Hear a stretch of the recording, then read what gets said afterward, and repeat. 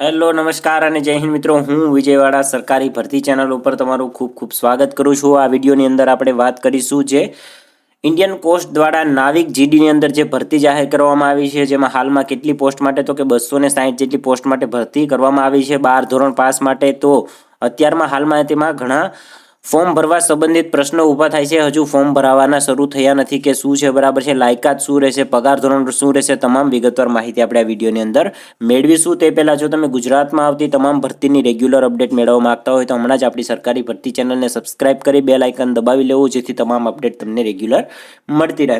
તો જેવી રીતના તમે જોઈ શકો છો કે ઇન્ડિયન કોસ્ટ દ્વારા સત્તાવાર જાહેરાત એટલે કે નોટિફિકેશન જાહેર કરી દેવામાં આવી છે કે નાવિક જીડીની આપણે ભરતી કરશું। કેટલી પોસ્ટ તો કે 260 પોસ્ટ માટે ભરતી જાહેર કરવામાં આવશે, જેની અંતિમ તારીખની વાત કરી લઈએ તો 15/2/2024 છે। 23 લખાઈ ગયું છે ભૂલથી, બરાબર છે, તો 15/2/2024 થી આની લાસ્ટ ડેટ છે, પરંતુ હાલમાં હજુ ત્યાં આની અંદર કોઈ લોકો ફોર્મ ભરી શકતા નથી। તેનું મુખ્ય કારણ એ છે કે 13/2/2024 થી આની અંદર ફોર્મ ભરાવાના શરૂ થશે, બરાબર છે। માત્ર 2 દિવસ માટે તમે આની અંદર ફોર્મ ભરી શકશો। તો જે પણ ઉમેદવારો પોસ્ટ માટે ફોર્મ ભરવા માંગતા હોય તો વિડીયોને સેવ કરી લે અથવા તો તારીખને નોટ કરી લે, બરાબર છે, કે 13/2/2024 થી 15/2/2024 સુધી આની અંદર તમે ફોર્મ ભરી શકશો।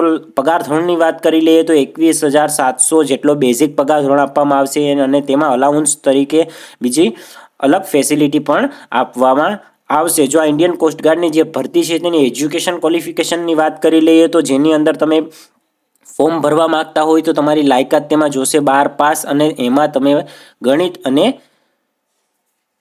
ફિઝિક્સ વિષય, મેથ્સ અને ફિઝિક્સ વિષય રાખેલો હશે તો તમે આ પોસ્ટ માટે અરજી કરી શકશો। હવે એપ્લિકેશન ફીની વાત કરીએ, બરાબર છે, તો જો તમે જનરલ, ઓબીસી, ઈડબ્લ્યુએસ કેટેગરીની અંદર આવો છો તો તમારે ₹300 જેટલી અરજી ફી ભરવાની રહેશે। તે તમારે ઓનલાઈન પેમેન્ટ જ્યારે ફોર્મ ભરો છો ત્યારે કરવાની રહેશે, તેના માટે કોઈ પણ ઓફલાઈન પ્રોસેસ નથી, બરાબર છે। અને જો તમે એસસી, એસટી અને બીજી કેટેગરીની અંદર આવો છો તો તમારે કોઈ પણ જાતની અરજી ફી ભરવાની રહેતી નથી। અને આ પોસ્ટ માટે જો તમે અરજી કરવા માંગતા હોય તો તમારી ઉંમર મર્યાદા કેટલી હોવી જોઈએ તેની માહિતી મેળવીએ તો નીચે અહીંયા જણાવેલું છે કે એજ લિમિટ મિનિમમ વાત કરીએ તો 18 વર્ષ અને મેક્સિમમ 21 વર્ષ। જો તમારી ઉંમર મર્યાદા 18 વર્ષથી લઈ અને 21 વર્ષની વચ્ચે હશે તો તમે આ પોસ્ટ માટે યોગ્ય ગણાવવામાં આવશે। અને પોસ્ટ માટે જો તમે વધુ માહિતી મેળવવા માંગતા હોય તો તેની લિંક આપણે ડિસ્ક્રિપ્શનમાં આપેલી છે, ત્યાંથી તમે સત્તાવાર જાહેરાત ચેક કરી શકો છો, બરાબર છે। કોઈ પણ ભરતી હોય, બરાબર છે, તેની અંદર ફોર્મ ભર્યા પહેલાં ખાસ